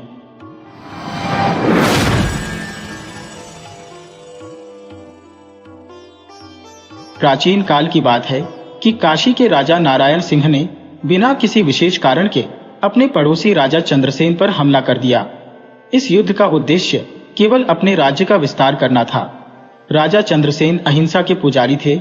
उन्होंने सोचा कि युद्ध से हजारों निर्दोष लोग मारे जाएंगे, इसलिए उन्होंने अपने राज्य और राजधानी को रात के अंधेरे में छोड़ दिया और सन्यासी का रूप धारण कर काशी के एक मंदिर में रहने लगे। उनके साथ उनकी रानी भी थी, जो पतिव्रता थी और संकट के समय अपने पति का साथ नहीं छोड़ा। रानी गर्भवती थी और उनका पुत्र बड़ा होकर हरिद्वार के एक गुरुकुल में शिक्षा प्राप्त करने गया। एक दिन काशी नरेश को पता चला कि राजा चंद्रसेन और उनकी रानी काशी में सन्यासी रूप में रह रहे हैं। यह सुनकर वह बहुत क्रोधित हुए और उन्होंने दोनों को गिरफ्तार कर फांसी की सजा सुना दी। इस खबर को सुनकर उनका पुत्र सूर्यसेन हरिद्वार से माता पिता के अंतिम दर्शन के लिए आया। अपने पुत्र से मिलकर राजा चंद्रसेन ने उसे उपदेश दिया, बेटा, पहली बात, कभी अधिक मत देखना, न थोड़ा देखना। दूसरी बात, हिंसा का प्रतिकार कभी हिंसा से नहीं हो सकता। तीसरी बात, लड़ाई को लड़ाई से नहीं जीता जा सकता। चौथी बात, प्रतिशोध से शत्रुता समाप्त नहीं होती। और पांचवी और अंतिम बात, हिंसा, लड़ाई और शत्रुता को केवल प्रेम से ही जीता जा सकता है। इसके बाद राजा चंद्रसेन और उनकी पत्नी को फांसी दे दी गई। उनका बेटा सूर्यसेन कुछ समय तक जंगलों में भटकता रहा। समय बीतने पर वह एक युवा हो गया और उसने काशी नरेश के महावत के यहाँ नौकरी कर ली। काशी नरेश को यह नहीं पता था कि सूर्यसेन राजा चंद्रसेन का पुत्र है। सूर्यसेन को बांसुरी बजाने का बहुत शौक था। वह प्रतिदिन सुबह 4 बजे उठकर प्रेम पूर्वक बांसुरी बजाता। एक दिन उसकी बांसुरी की मधुर ध्वनि काशी नरेश के कानों में पड़ी। राजा ने महावत से पूछा कि यह कौन बांसुरी बजा रहा है। महावत ने बताया कि एक आवारा लड़का है जिसे उसने नौकर रख लिया है। वह हाथियों को पानी पिलाता है और वही बांसुरी भी बजाता है। काशी नरेश ने जब सूर्यसेन को देखा तो उसकी लंबी कदकाठी और मजबूत शरीर देखकर उसे अपना अंगरक्षक बना लिया। कुछ दिनों तक उसे प्रशिक्षण दिया गया और फिर वह राजा का अंगरक्षक बनकर अपने कर्तव्यों का पालन करने लगा। एक दिन की बात है कि काशी के राजा अपने कुछ साथियों और अंगरक्षक के साथ शिकार खेलने जंगल गए। वहां उन्हें एक गहरा अनुभव हुआ जो उनके जीवन को बदलने वाला था। राजा एक घोड़े पर था और उसका अंगरक्षक यानी सूर्यसेन दूसरे घोड़े पर था। काफी थकावट होने के बाद दोनों एक बड़े वृक्ष की छाया में जा बैठे। राजा को आलस महसूस हुआ और गर्मी के कारण वह वहीं पेड़ के नीचे सो गया, जबकि सूर्यसेन पहरा देने लगा। इस समय सूर्यसेन को ध्यान आया कि यह वही काशी नरेश है जिसने उसके माता पिता को बिना अपराध के फांसी पर लटकाया था। आज मौका मिला है, क्यों न अपने माता पिता के खून का बदला ले लिया जाए। उसकी आंखों में प्रतिशोध की ज्वाला भड़क उठी और उसने तलवार खींच ली। लेकिन तभी उसके पिता का उपदेश उसके दिमाग में आया, हिंसा कभी प्रतिहिंसा से पराजित नहीं होती। सूर्यसेन ने चुपके से तलवार म्यान में रख ली। वह अपने पिता की बात को झुठला नहीं सका। इस समय राजा की आंखें खुल गईं। बैठकर काशी नरेश ने कहा, बेटा, एक भयानक सपना देखा मैंने। ऐसा लगा जैसे तुम मेरा सिर काटने के लिए अपनी नंगी तलवार हाथ में लिए हो। सूर्यसेन ने फिर से तलवार खींच ली और बोला, आपका सपना गलत नहीं था। मैं राजा चंद्रसेन का पुत्र हूं। आपने बिना अपराध मेरे माता पिता का वध करवाया और मैं आज उसका बदला लूंगा। जब तक आप अपनी तलवार म्यान से निकालेंगे तब तक मैं आपका सिर धड़ से अलग कर दूंगा। आपके अत्याचार का बदला लेना ही चाहिए, दूसरा कोई उपाय न देख। राजा ने हाथ जोड़कर कहा, बेटा, मुझे क्षमा कर दो। मैं तुमसे अपने प्राणों की भीख मांगता हूं। मैं आज तुम्हारी शरण में हूं। सूर्यसेन ने कहा, अगर मैं आपको छोड़ दूं तो आप मुझे मार डालेंगे। राजा ने कहा, नहीं बेटा, विश्वनाथ बाबा की शपथ, मैं तुम्हें कोई भी सजा नहीं दूंगा। इसके बाद दोनों ने हाथ में हाथ पकड़कर अपनी प्रतिज्ञा निभाने की शपथ खाई। सूर्यसेन ने अपना सर पहचान बताया और कहा, मरते समय मेरे पिता ने मुझे जो उपदेश दिया था उसी के कारण आज आपकी जान बच गई। राजा ने पूछा, वह क्या उपदेश था? सूर्यसेन ने कहा, पहली बात, अधिक न देखना और न थोड़ा देखना।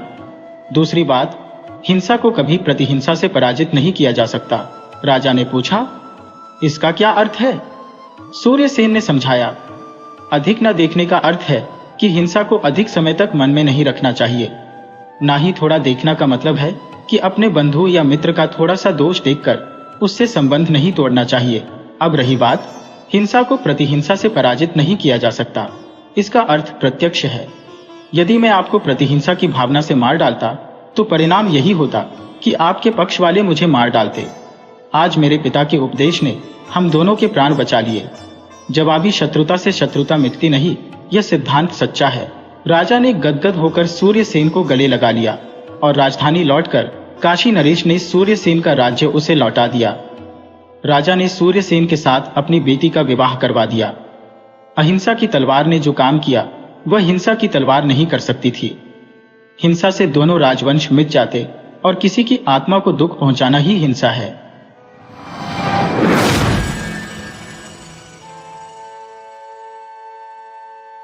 किसी के अगर कोई बेटा न हो तो यह एक बड़े दुख और शर्म की बात है।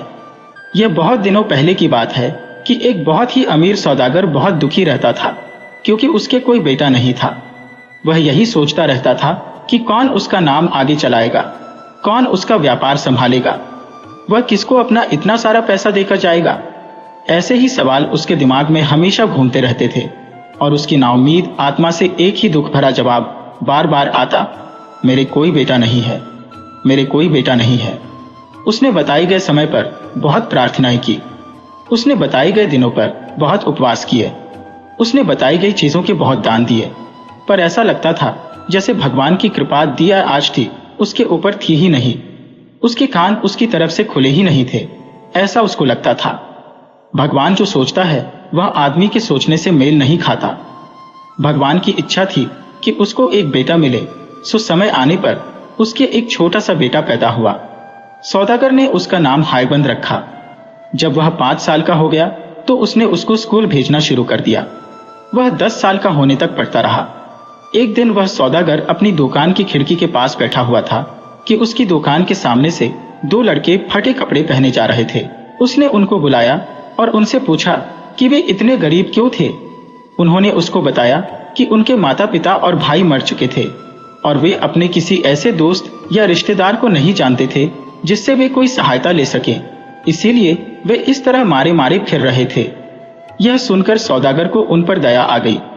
वह उनको यह सोचकर अपने घर ले गया कि उसके बेटे को अच्छा साथ मिल जाएगा और साथ में वह उसकी दुकान पर इधर उधर का काम भी कर दिया करेंगे, साथ में उनकी भी सहायता हो जाएगी। उसने उनको अपने बेटे के साथ ही पढ़ाया लिखाया। अब जैसा कि हम देखेंगे कि ये बच्चे उसके लिए बहुत ही बुरे साबित हुए।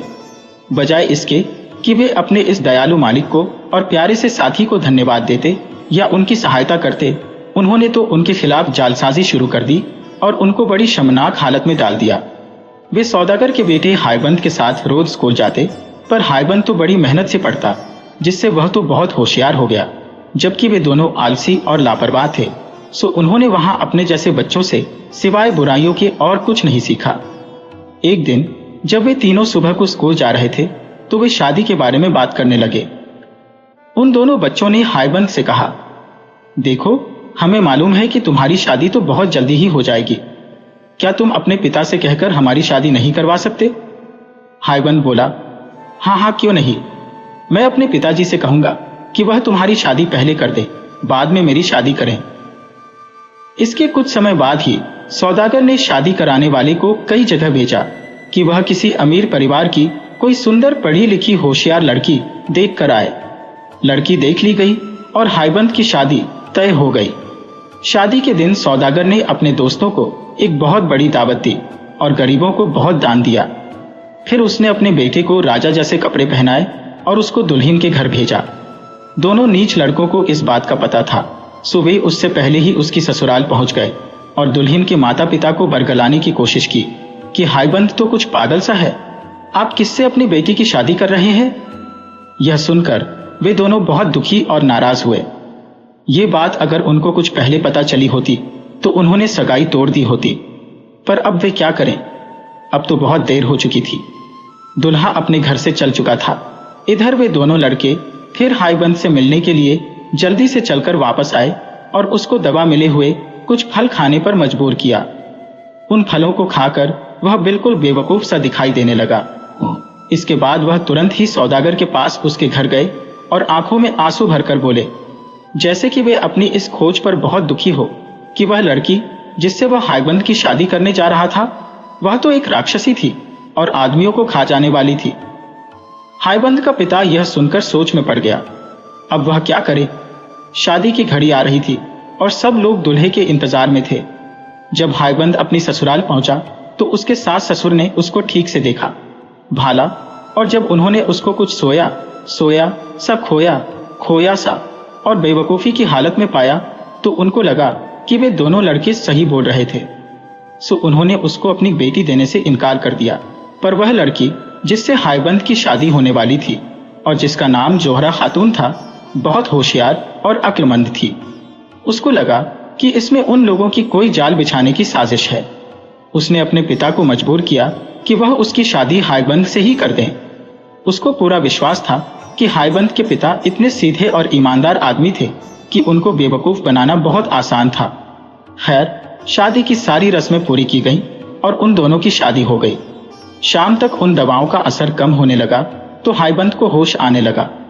होश में आने पर उसने अपनी पत्नी को पहचान लिया और उसका साथ पाकर बहुत खुश हुआ। कुछ दिन बाद रीति रिवाजों के अनुसार हायबंद और उसकी पत्नी अपने घर वापस लौटे। रास्ता थोड़ा लंबा था, सो उन्होंने उसको 2 बार में पूरा करने का इरादा किया। आधे रास्ते में पहुंचकर उन्होंने एक गांव में रात को रुकने का फैसला किया। जब जोहरा सोने चली तो अचानक उसे याद आया कि वह अपनी सास के लिए तो कोई भेंट लाई नहीं है, पर अब वह क्या करे। ससुराल में खाली हाथ जाना तो ठीक बात नहीं थी। वह बहुत दुखी हुई, पर फिर किसी तरह से उसे नींद आ गई।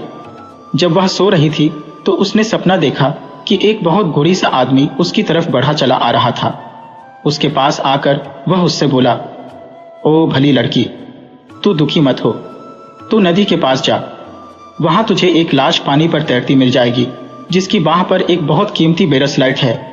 तू उस लाश को पुकारना तो वह तेरा कहा मानेगी और तेरे पास आ जाएगी। तू उसका वह ब्रेसलेट उतार लेना और अपनी सास को दे देना। यह अजीब सा सपना देखकर उसकी आंख खुल गई। वह तुरंत उठी और नदी की तरफ चल दी। वहां जाकर उसने देखा कि उससे थोड़ी ही दूर पर एक लाश तैर रही थी। उसने उसको पुकारा तो वह उसके पास आ गई। उसने उसके हाथ से ब्रेसलेट उतारा और अपने घर आकर सो गई। सिवाय उन दोनों नीच लड़कों की नीचता के सब कुछ ठीक चलता रहता, पर उन्होंने यह सब कुछ देख लिया था और यही था भी जो वह चाहते थे। उनको बस किसी भेड़ का खून नदी की तरफ जाने वाले रास्ते पर और नदी के किनारे पर छिड़कना था और फिर भागकर अपने मालिक सौदागर के पास उसको यह बताने जाना था कि उनकी बहू किस तरह से बर्ताव कर रही थी। उन्होंने ऐसा ही किया। सौदागर तुरंत ही उनके पीछे पीछे भागा आया। जब उसने खून के निशान देखे तो वह ऐसे रो पड़ा जैसे कोई मरने वाला रोता है। सुबह को वह अपने बेटे के पास गया और उसको वह सब बताया जो उसने सुना और देखा, पर उसके बेटे को उसका विश्वास ही नहीं हुआ और वह अपने पिता से बहुत नाराज हो गया। सुबह को पूछने पर दाई ने बताया कि आधी रात के करीब उसकी मालकिन कुछ देर के लिए घर के बाहर गई तो थी, लेकिन वह बाहर गई क्यों थी यह उसको नहीं पता। हाईबंद को यह सुनकर बहुत आश्चर्य हुआ और उसको इस नीच कहानी पर विश्वास करना पड़ा। इसका परिणाम यह हुआ कि वह अपनी पत्नी से अलग अलग रहने लगा। सारी बारात दुखी सी सौदागर के घर वापस आई। जोहरा को एक अलग कमरे में और रख दिया गया जहां केवल उसकी दाई ही जा सकती थी और कोई नहीं। एक दिन जोहरा की सास ने दरवाजे की झिड़ी से जोहरा के कमरे में झांक कर देखा तो वह तो वहां का दियाराश देखकर डर के मारे बेहोश होते होते बची। इस तरह काफी समय बीत गया। इस बीच हाईबंद अपने उन दोनों नीच दोस्तों के साथ पिता के बिजनेस में उनकी सहायता करता रहा। वह अभी भी उन दोनों को अपना दोस्त ही समझता था। एक दिन सौदागर ने उन तीनों को एक छोटे से व्यापार के लिए शहर से बाहर भेजा। उसने ऐसा इसलिए किया था क्योंकि उसने देखा कि हाईबंद अपनी पत्नी के लिए बहुत दुखी था, तो उसने सोचा कि इससे शायद उसका मन कुछ बदल जाए। तीनों नौजवान अपनी यात्रा पर चल दिए। वे कई मील चले कि हाईबंद को अचानक याद आया कि वह अपने हिसाब की कापियां तो घर पर ही भूल आया है। वह उनको लेने के लिए घर वापस लौटा और अपने दोस्तों से यह वायदा किया कि वह शाम तक लौटकर उनको पकड़ लेगा। यह हिसाब की कापियां जोहरा के कमरे में रखी हुई थी। वे वहां थी ही क्यों यह तो हमको नहीं पता, पर वे वहां थी। सो घर लौटकर हाईबंद तुरंत ही जोहरा के कमरे की तरफ दौड़ा। वहां उसने अपनी पत्नी को देखा। वह दुखी होने पर भी बहुत सुंदर दिखाई दे रही थी, बहुत अच्छी और बहुत प्यारी। हाईबंद अपने आप को रोक न सका। उसने उसको अपनी तरफ खींचकर गले लगा लिया और चूम लिया। वह उसके पास छिपकर 1 महीने तक रहा और फिर वहां से यह देखने के लिए अपने साथियों के पास चला गया कि उनका और उनके सामान का क्या हुआ। उसने उनको पहले पड़ाव पर ही पाया जहां उसने उनसे मिलने का वायदा किया था। वे वहां से कहीं गए भी नहीं थे और न ही कोई चीज उन्होंने बेची ही थी। वे तो बस वहां खा पीकर और जुआ खेलकर आनंद कर रहे थे। हाईबंद ने जब यह सब देखा तो वह बहुत नाराज हुआ। उसने उन दोनों को बहुत डांटा और वह वहां से अकेला ही व्यापार करने चल दिया। ये दोनों बेचारे घर वापस लौट आए। अब ये दोनों भी हाईबंद से बहुत नाराज थे, सो इन्होंने उसके साथ चाल खेलने की सोची। इन दोनों दोस्तों ने एक फकीर का वेश रखा और सौदागर के घर पहुंचे। वहां जाकर बोले, आप समय रहते संभल जाइए। आपके घर में एक राक्षसी है जिसको बच्चे की आशा हो गई है। उसका चरित्र ठीक नहीं है। भगवान के लिए, अपने लिए आप उसको घर से बाहर निकाल दीजिए। कहीं ऐसा ना हो कि वह आपके घर को और आसपास के लोगों को बर्बाद कर दे। यह कहकर वे वहां से चले गए। अब हम केवल सोच ही सकते हैं कि जब सौदागर और उसकी पत्नी ने फकीरों के मुंह से ऐसी बात सुनी होगी तो उसका उन पर क्या और कितना असर हुआ होगा। यह सुनकर तो वे चैन से ही नहीं बैठे जब तक उन्होंने इस बात की सच्चाई की पता नहीं कर ली। उन्होंने अपना पूरा घर छान मारा, घर की हर स्त्री से पूछा, पर जैसा कि फकीरों ने उनसे कहा था वैसा कुछ भी नहीं पाया। तब वे इस सच्चाई का पता लगाने के लिए जोहरा के पास खुद गए। वहां उनको पता चला कि उसको तो वाकई बच्चे की आशा थी। उसने उनको बहुत समझाने की कोशिश की कि वह कोई राक्षसी नहीं थी बल्कि एक गुणवती स्त्री थी, पर सब बेकार। सौदागर ने अपने दीवान को बुला भेजा और उससे उसको सजा देने के लिए कहा। सजा में उसको जंगल ले जाना था जहां उसका सिर काट देना था। ऐसा ही हुआ। जंगल पहुंचकर उसने अपने सजा देने वालों से प्रार्थना की कि वे उस पर दया करें। वह बोली, आप लोग इतने बेरहम और अन्यायी नहीं हो सकते कि आप एक सीधी सादी स्त्री का कत्ल करें। मैंने ऐसा कुछ नहीं किया है जिसके लिए मुझे मौत की सजा मिले, और न आप मेरे खिलाफ कुछ साबित कर सकते हैं। क्या अब भी आप मेरा कत्ल करेंगे? वे बोले, हम क्या करें, हमें ऐसा ही हुक्म मिला है। इस पर जोहरा जमीन पर नीचे लेट गई और भगवान की प्रार्थना करने लगी। हे भगवान, मुझ पर दया कर। तू तो जानता है कि मैंने कोई पाप नहीं किया है, मुझे इस सजा से बचा। एक सिपाही आगे बढ़ा और उसने जोहरा को मारने के लिए अपनी तलवार उठाई तो लो देखो, वह तलवार तो लकड़ी की हो गई। तब दूसरे सिपाही ने अपनी तलवार उठाई तो वह अपने हाथ ही नहीं उठा सका। उसको ऐसा लगा जैसे किसी छिपी हुई ताकत ने उसके हाथ उसके पीछे बांध दिए हों। इसके बाद तीसरा आदमी अपनी तलवार उठाकर आगे बढ़ा तो वह बेहोश होकर नीचे गिर गया। इस तरह भगवान ने उस स्त्री की पुकार सुनी और उन दोनों दोस्तों के नीच इरादों को नाकामयाब कर दिया। जब सिपाहियों ने यह देखा तो उनको यह विश्वास हो गया कि वे भगवान की इच्छा के खिलाफ काम कर रहे थे। वे बोले, हम तुम्हें नहीं मारेंगे, पर हम तुमसे प्रार्थना करते हैं कि अब तुम हमें यह बताओ कि हम अपने आप को कैसे बचाएं, क्योंकि जब सौदागर और दीवान साहब को पता चलेगा कि हमने उनका हुक्म नहीं माना और तुम्हें नहीं मारा तो वे हमसे नाराज हो जाएंगे और हमको सजा देंगे। हमारे लिए तो उनका यही हुक्म था कि हम तुम्हें मार दें और तुम्हारा सिर ले जाकर उनको दे दें। जोहरा खातून बोली, आप डरे नहीं। कहकर उसने जमीन पर से कुछ मिट्टी उठाई और उसका एक सिर बनाती हुई बोली, मैं इस मिट्टी का अपने सिर जैसा एक सिर बनाती हूँ। सिर बनाकर उसने भगवान से प्रार्थना की कि वह इसको मांस और खून का बना दे। भगवान ने उसकी प्रार्थना सुनी। वह मिट्टी का सिर एक जीते जागते हाड़ मांस का सिर बन गया और उससे खून टपकने लगा।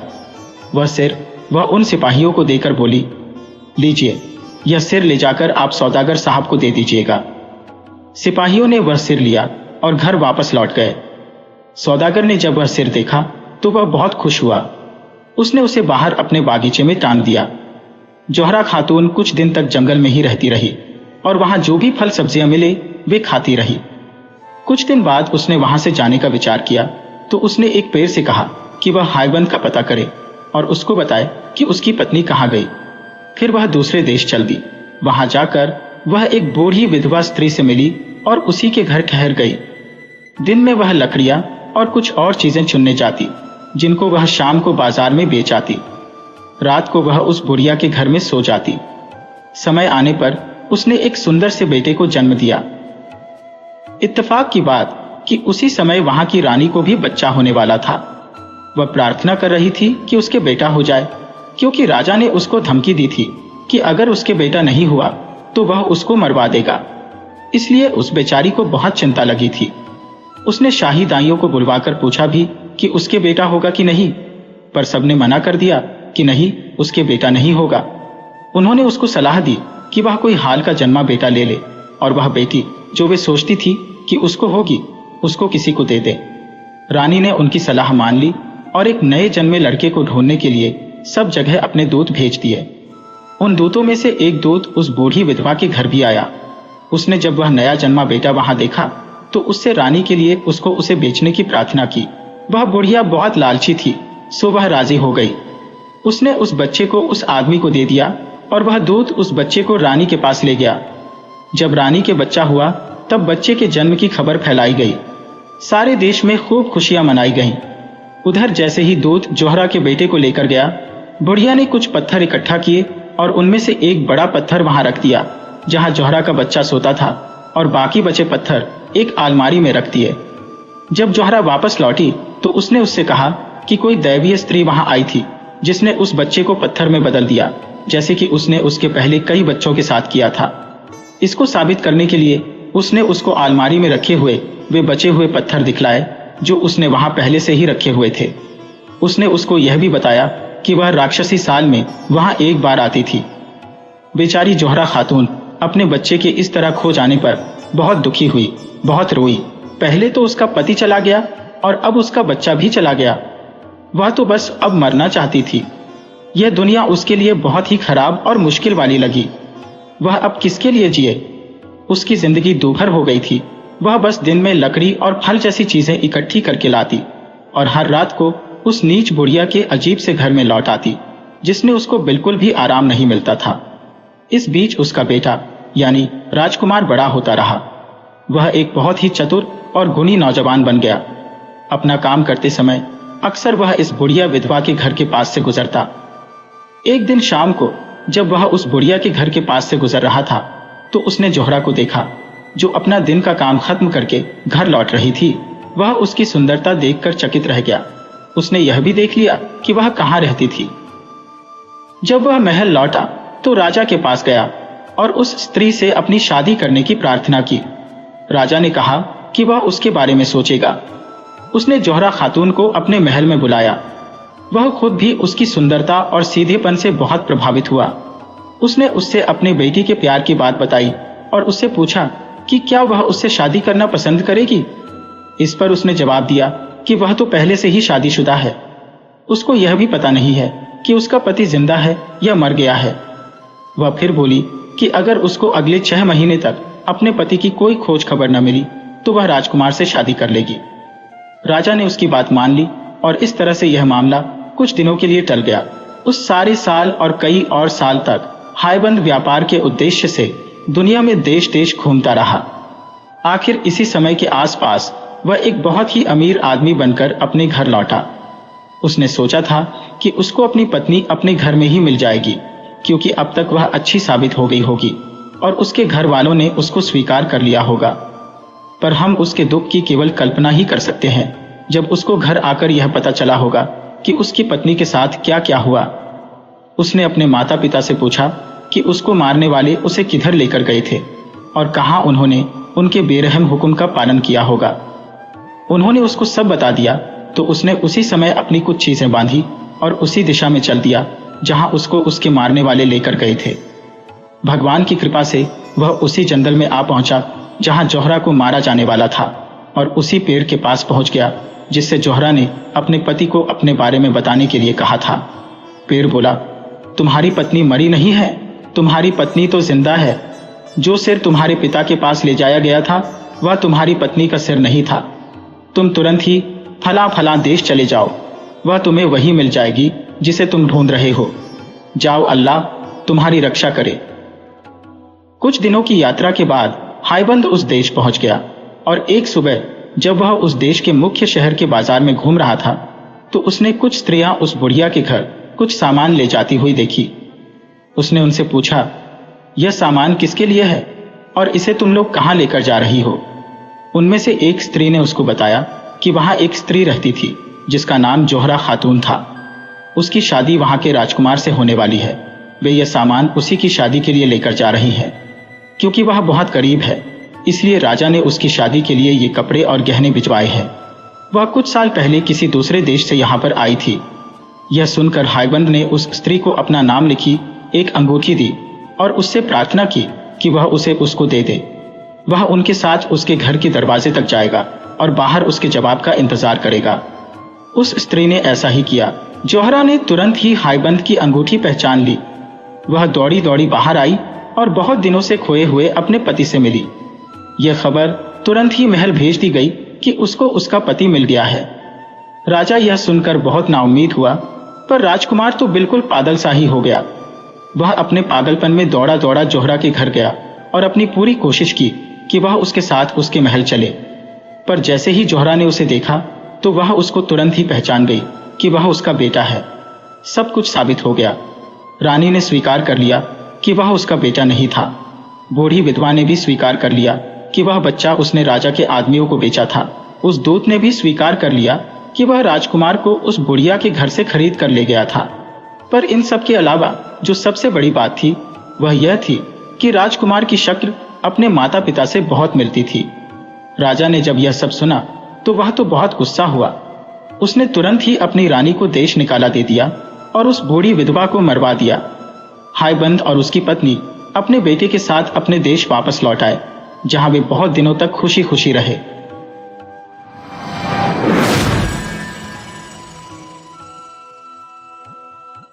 महल में लोगों के दिन बहुत खुशी से गुजर रहे थे, क्योंकि वहां का राजा अपनी पत्नी को बहुत प्यार करता था। रानी भी राजा को बहुत प्यार करती थी। उनके 2 बेटे थे जो चतुर थे, अच्छे थे और अपने माता पिता की आज्ञा पालन करने वाले थे। वे यह सोचते थे कि उनके माता पिता के जैसा दुनिया भर में कोई नहीं था। अब ऐसे घर में तो खुशी का रहना जरूरी था ही, जब तक कि यमराज ने अपने कुत्तों को उनमें से एक को अपने नरक में लाने के लिए न भेजा होता। रोज सुबह राजा को थोड़ी देर के लिए अपनी पत्नी के साथ महल के एक बरामदे में बैठने की आदत थी। अपने इस शांत समय में वे दोनों चिड़ियों के एक जोड़े को अपने बच्चों के लिए खाना ले जाते देखते रहते। एक दिन उन्होंने देखा कि एक नई चिड़िया कुछ और चिड़ियों के साथ अपनी चोंच में कुछ कांटे दबाए उस घोंसले की तरफ उड़ी जा रही है। राजा को यह जानने की बड़ी उत्सुकता हुई कि वहां क्या हुआ था, सो उसने अपने एक नौकर से कहा कि वह उस पेड़ पर चढ़े और पता करे कि वहां क्या हुआ। वहां जाकर नौकर को पता लगा कि उस घोंसले के चिड़े की पत्नी मर गई थी और उसने दूसरी शादी कर ली थी। अब नई चिड़िया जो घर में आई थी वह अपने सौतेले बच्चों का कोई काम नहीं करना चाहती थी। उसने सोचा कि अगर वह उनके खाने के लिए बाहर से कांटे ले आएगी तो वह मर जाएंगे और वह उनकी सेवा करने से बच जाएगी। उसने ऐसा ही किया और वे कांटे खाकर वे बच्चे मर गए। वे सब अपनी मां की लाश के ऊपर पड़े हुए थे। जब राजा और रानी ने यह सुना तो वे बहुत दुखी हुए।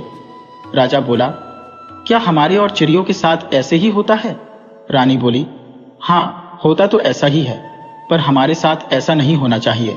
प्रिय, मुझसे वायदा करो कि अगर मैं तुमसे पहले चली जाऊं तो तुम फिर कभी दोबारा शादी नहीं करोगे। राजा बोला, प्रिय, अपना हाथ दो। मैं तुम्हारा हाथ पकड़कर कसम खाता हूं कि तुम जिंदा रहो या मर गई हो, मैं कभी दूसरी शादी नहीं करूंगा, ताकि कहीं ऐसा न हो कि हमारे दोनों बच्चों को भी इसी तरह का कुछ सहना पड़े जैसा इन चिड़ियों के बच्चों को सहना पड़ा है। कहकर राजा ने रानी को ढांढस बंधाया। रानी भी यह सब सुनकर शांत हुई और राजा को पहले से भी ज्यादा प्यार करने लगी। पर इत्तेफाक की बात कि इस घटना के कुछ दिन बाद ही रानी चल बसी। राजा तो उसके बिना इतना दुखी हो गया कि लोगों ने सोचा कि अब तो वह भी मर जाएगा। कुछ समय बीत जाने पर वह कुछ संभला और देश का राजकाज संभालने लगा। कुछ और समय बीत जाने पर उसके वजीरों, दरबारियों और दूसरे कुलीन लोगों ने उससे दूसरी शादी करने की प्रार्थना की। जैसा कि सोचा जा सकता है, उसको यह काम करने में जरूर ही बहुत परेशानी हो रही होगी। पहले तो राजा उनसे बात ही नहीं करते थे, पर वे भी अपनी प्रार्थना लगातार करते ही रहे, यहाँ तक कि उन्होंने राजा से दोबारा शादी करने के लिए हाँ करवा ही ली। उनके एक वजीर की बेटी का उनके लिए प्रस्ताव आया और राजा ने उसको स्वीकार कर लिया। जल्दी ही उन दोनों की शादी हो गई। अब दुख के दिन शुरू हुए। जैसी कि उम्मीद की जाती थी, नई रानी दोनों राजकुमारों से जलने लगी और उनके खिलाफ कुछ जाल रचने लगी। राजकुमारों ने उसकी इच्छाओं को ध्यान में रखते हुए उसको खुश रखने की बहुत कोशिश की, कभी उसकी इच्छाओं के खिलाफ जाने की जुर्रत नहीं की, पर सब बेकार। रानी उन दोनों से बहुत नफरत करती थी और उसको उस दिन की इच्छा थी जब वह उनको देश से बाहर निकालकर बर्बाद कर देगी। उसने उतने समय तक इंतजार किया जब तक उसने यह नहीं देख लिया कि राजा उसको बहुत प्यार करता है और वह उसके लिए कुछ भी कर सकता है। तब उसने राजा से राजकुमारों की अपने साथ बुरा व्यवहार करने की और अपना कहना न मानने की शिकायतें करनी शुरू कर दी। इसके अलावा उसने उससे यह भी कहा कि अगर राजा उसको इतना प्यार न करता तो वह उनका ऐसा व्यवहार बिल्कुल नहीं सह सकती थी। राजा यह सुनकर बहुत गुस्सा हुआ। उसने तुरंत ही अपने आदमियों को हुक्म दिया कि वे उसके दोनों बेटों को सबकी आंख बचाकर जंगल में ले जाकर मार दें। बच्चों को अपने पिता के हुक्म के ऊपर कोई सवाल पूछने की आदत नहीं थी, सो वे दोनों बच्चे सिपाहियों के साथ खुशी चले गए। उनको पिता के बेरहम हुक्म का तो पता नहीं था। उन्होंने सोचा कि शायद उनके पिता ने उनको जंगल में घूमने के लिए भेजा होगा। जब वे सब जंगल में एक जगह पहुंचे तो सिपाहियों ने अपनी अपनी तलवारें निकाल ली और उनको मारने के लिए ऊपर उठाया तो बच्चों को बहुत आश्चर्य हुआ। उनको पता ही नहीं चला कि उन्हें क्या करना चाहिए। वे चिल्लाए, हे भगवान, हमारी सहायता करो। भगवान ने उनकी सुन ली। सिपाहियों की लोहे की तलवारें लकड़ी की तलवारों में बदल गई और पत्थर दिल सिपाहियों के दिल में दया भर गई। उनसे उन नन्हे बच्चों को मारा नहीं गया, उन्होंने उन्हें छोड़ दिया। उनके प्रति भगवान को उसकी दया के लिए धन्यवाद देते हुए दोनों राजकुमार अपने अपने घोड़ों पर सवार होकर वहां से जितनी तेजी से भाग सकते थे भाग लिए। कुछ देर बाद वे एक साफ पानी की नदी के पास आए तो उन्होंने सोचा कि वे वहां पर खाना खा लें और आराम कर लें। उन्होंने यह भी निश्चय किया कि वे दोनों एक साथ नहीं सोएंगे। कहीं ऐसा न हो कि कोई डाकू आ जाए या फिर कोई जंगली जानवर आ जाए और उनको और उनके घोड़ों को खा जाए। इस प्लान के साथ बड़ा भाई पहले सो गया और छोटा भाई जागकर पहरा देने लगा। जब वह पहरा दे रहा था तो दो चिड़ियां सूरा ब्रोर और बूढ़ा ब्रोर वहां आई और पास के एक पेड़ पर आकर बैठकर बातें करने लगी। सूरा ब्रोर बोला, देखो उस पेड़ पर जिसकी डाल उस नदी तक जा रही है, दो गाने वाली चिड़िया बैठी है। क्या तुम्हें पता है कि वे कौन सी चिड़िया हैं? बूढ़ा ब्रोर बोला, हाँ, वे तो बहुत ही बढ़िया चिड़िया हैं। मैंने उनको यह कहते सुना है कि जो कोई भी उनमें से एक का मांस खाएगा वह राजा बन जाएगा और जो दूसरे का मांस खाएगा वह वजीर बन जाएगा। वह सबसे ज्यादा अमीर आदमी होगा और वह हर सुबह जहां भी लेटेगा वहां अपने नीचे की जगह पर इतने कीमती 7 जवाहरात पाएगा जिसकी लोग कीमत नहीं आंक पाएंगे। यह सुनकर छोटा भाई तो बहुत उत्सुक हो गया। उसने तुरंत ही उन दोनों को एक तीर मारा और मार दिया। फिर उसने दोनों चिड़ियों को पकाया। एक चिड़िया उसने खुद खाई और दूसरी चिड़िया भाई के लिए छोड़ दी। भाई जब सोकर उठा तो उसने छोटे भाई की वह छोड़ी हुई चिड़िया खा ली। अगली सुबह दोनों भाई फिर अपनी यात्रा पर चल दिए। रास्ते में छोटे भाई को अचानक याद आया कि उसका चाबुक तो वहीं रह गया। वह अपने इस चाबुक को बहुत पसंद करता था, सो वह उसे लेने के लिए वापस दौड़ गया। चाबुक उसको नदी के किनारे दिखाई दे गया। वह उसको उठाने के लिए अपने घोड़े से उतरने ही वाला था कि एक बहुत बड़ा ड्रैगन पानी में से बाहर निकल आया और उसने उसके पैर में काट लिया और वह बेहोश होकर जमीन पर गिर पड़ा। इस हालत में वह बेचारा कई घंटे पड़ा रहा। बड़ा भाई जब उसका इंतजार करते करते थक गया तो वह आगे चल दिया कि उसका छोटा भाई शाम तक उसको पकड़ लेगा। आगे चलकर वह एक शहर में पहुंचा तो वहां जाकर उसको पता चला कि वहां के राजा की अभी अभी मौत होकर चुकी है और वहां की जनता उसके वारिस की खोज में है। ऐसा लगता था कि वहां का यह रिवाज था कि जब वहां का राजा मर जाता था तो एक हाथी को राजा चुनने के लिए भेजा जाता था। जिस किसी को भी वह हाथी चुन लेता था वहां के लोग उसी को अपना राजा मान लेते थे, चाहे वह कोई अमीर हो या गरीब, पढ़ा लिखा हो या गंवार, अपने देश और भाषा का हो या फिर किसी दूसरे देश या भाषा का। जब बड़ा राजकुमार वहां आया तो राजा को चुनने वाला यह हाथी वहीं चक्कर काट रहा था। जैसे ही उसने राजकुमार को देखा तो तुरंत ही उसको सिर झुकाया। सो लोग उस राजकुमार को शहर के अंदर ले गए और उसको राजगद्दी पर बिठाकर राजा घोषित कर दिया गया। उधर छोटा राजकुमार भी होश में आ गया था। वह इस तरह होश में आया था कि उस नदी के पास एक योगी रहता था जो उस नदी पर हर छठे महीने वहां से थोड़ा सा पानी लेना आता था। जिस दिन राजकुमार को वहां ड्रैगन ने काटा था वह दिन उसके वहां से पानी लेने का दिन था। सो जब वह वहां आया तो उसने वहां उस नौजवान का बेहोश शरीर देखा। उसको उस पर दया आ गई। वह समझ गया कि ड्रैगन ने ही यह सब किया है। सो उसने जादू के कुछ शब्द पढ़े जिन्होंने नदी का पानी सुखा दिया और ड्रैगन नदी में से बाहर निकल आया। ड्रैगन ने बाहर निकलकर पूछा, तुमने यह नदी खाली क्यों की? योगी ने जवाब दिया, क्योंकि तुमने इस नौजवान को काटा। तुमने ऐसा क्यों किया?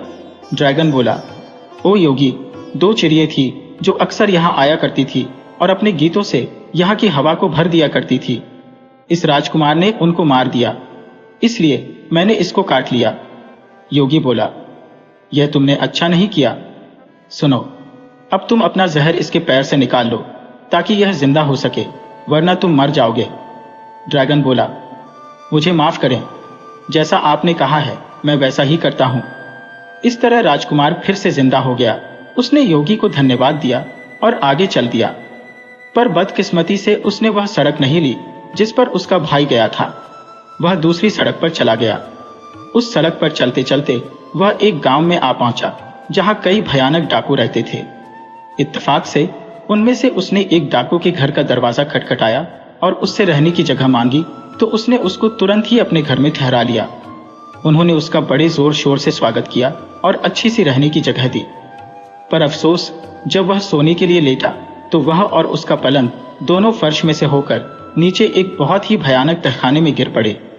वह बेचारा तो वहां मर ही गया होता अगर उन डाकुओं की एक लड़की ने उसको वहां देख न लिया होता और वह उससे प्यार न करने लगी होती तो। वह तो उस घर को अच्छी तरह जानती थी, यह भांपते हुए कि अजनबी को इस कब्र में पसीना आ गया होगा, जैसा कि डाकू लोग उस जगह को कहते थे। वह छिपे रूप से उसके पास गई और उसके लिए खाना ले गई। इस खाने के बदले में राजकुमार ने उसको 7 जवाहरात दिए। वह लड़की रोज सुबह खाना लाती रही और राजकुमार उसको रोज 7 जवाहरात देता रहा। जैसे जैसे वह राजकुमार से मिलती रही, उसके लिए उसकी मोहब्बत बढ़ती ही चली गई और वह खुद क्योंकि बहुत सुंदर और अक्लमंद थी, तो राजकुमार भी उसकी तरफ आकर्षित हो गया। उसने उससे जल्दी ही शादी करने का वायदा किया। आखिर वे वहां से आजाद हो गए और वहां से जल्दी एक तेज घोड़े पर सवार होकर समुद्र की तरफ भाग गए, जहां वे एक जहाज पकड़कर वहां से निकल लिए, जो तभी किनारा छोड़ने वाला था। दूसरी सवारियों के साथ उस जहाज पर एक सौदागर भी था। उसको वह लड़की इतनी अच्छी लगी कि वह राजकुमार को मारकर उससे खुद शादी कर लेना चाहता था। इस प्लान के अनुसार एक दिन जब वह और राजकुमार नाटखेल खेल रहे थे, सौदागर ने राजकुमार को समुद्र में धक्का दे दिया। खुशकिस्मती से उसकी पत्नी वहीं जहाज के एक हिस्से में खड़ी हुई थी। उसने देखा कि उसके पति का शरीर ऊपर से नीचे आ रहा है, तो उसने तुरंत ही अपने हाथ बढ़ा दिए और उसको बचा लिया। जब यह बात कि राजकुमार जहाज से गिर गया था सारे जहाज में फैली, तो यह सब जानकर जहाज पर काम करने वाले और उसमें यात्रा करने वाले दोनों ही बहुत दुखी हुए। राजकुमार ने अपनी पत्नी को मना कर दिया था कि जब तक वे अपनी जगह पर नहीं पहुंच जाते, इस मामले की खोज नहीं करनी है। इस तरह वह वहां छिपे छिपे रहता रहा। सौदागर इस मामले में राजकुमार की अपनी पत्नी के बाद अपने आप को सबसे ज्यादा दुखी दिखा रहा था। खैर, फिर वह सौदागर जल्दी ही ठीक हो गया और उसने राजकुमार की पत्नी की तरफ ध्यान देना शुरू कर दिया और उससे अपने साथ शादी करने के लिए कहा। लड़की ने शादी 6 महीने के लिए यह कहते हुए टाल दी कि अगर 6 महीने तक उसके पति का कुछ पता नहीं चला तो वह उसके साथ शादी कर लेगी। कुछ महीने में ही जहाज अपनी जगह पहुंच गया। वहां पहुंचकर राजकुमार ने अपने आप को प्रकट किया और सौदागर पर इल्जाम लगाया कि उसने उसको डुबोने की कोशिश की। इस बीच सौदागर को जेल में डाल दिया गया जब तक उसके मुकदमे की सुनवाई होती है। इत्तेफाक से वे एक बहुत बड़े शहर के बराबर की जगह पर ही उतरे थे, जहां वह बड़ा राजकुमार राज कर रहा था। बड़ा राजकुमार उस समय अपने छोटे भाई के बारे में बहुत दुखी था कि उसका भाई इस समय कहाँ था। सो अपने आप को थोड़ी सी तसल्ली देने के लिए उसने अपने वजीर को कह रखा था कि वह रोज शाम को उसको एक कहानी सुनाए, क्योंकि उसका वजीर उसको दिन में जो कुछ सुनता था उसी पर उसको अपनी कहानी सुनाता था। इसलिए इस तरह से उसको यह आशा हो गई थी कि शायद उसको किसी तरह अपने भाई की खबर मिल जाए। जिस दिन जहाज किनारे पर लगा था, इस वजीर की बेटी समुद्र के किनारे गई थी, जहां उसको राजकुमार और उसकी पत्नी और नीच सौदागर की अजीब कहानी सुनने को मिली। वह कहानी उसने आकर अपने पिता को सुना दी। अगली शाम को वजीर ने वह कहानी राजा को सुना दी। राजा को यह कहानी सुनकर बहुत उत्सुकता हो गई, तो उसने अपने वजीर से कहा, राजकुमार और उसकी पत्नी कहाँ है?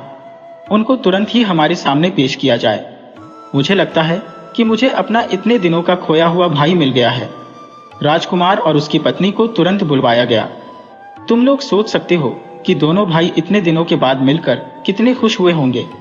वे दोनों आपस में गले मिलकर बहुत रोए। छोटे राजकुमार को उस देश का वजीर बना दिया गया और सौदागर को फांसी लगा दी गई। कुछ साल बाद उनके पिता के कुछ दूत उस देश में आए और उन्होंने बताया कि राजा उन लोगों को देखना चाहता था। जब उसको अपनी नीच पत्नी की नीच हरकत का पता चला तो उसने उसको मार दिया। यह सुनकर दोनों भाई अपने पिता से मिलने तुरंत ही चल दिए। वे लोग वहां सुरक्षित पहुंच गए और जाकर अपने पिता से मिले। अब दोनों आपस में मिलकर बैठे। कुछ समय बाद ही राजा मर गया। बड़ा राजकुमार उसके वारिस की हैसियत से उस देश का राजा बन गया और छोटा राजकुमार उस देश का राजा बन गया जहां उसका बड़ा भाई राज कर रहा था। दोनों राजकुमार बहुत फले फूले और अपनी होशियारी, न्याय और दया के लिए मशहूर हुए।